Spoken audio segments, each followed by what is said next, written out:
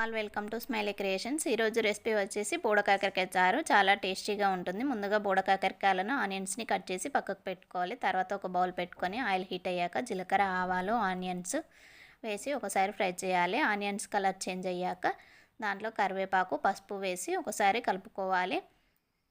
మంచిగా ఫ్రై అయ్యాక దాంట్లో కట్ చేసి పెట్టుకున్న బోడకాకరకాయలు వేసి ఒకసారి బాగా కలుపుకోవాలి. ఇలా కలుపుకున్నాక సాల్ట్ వేసుకోవాలి.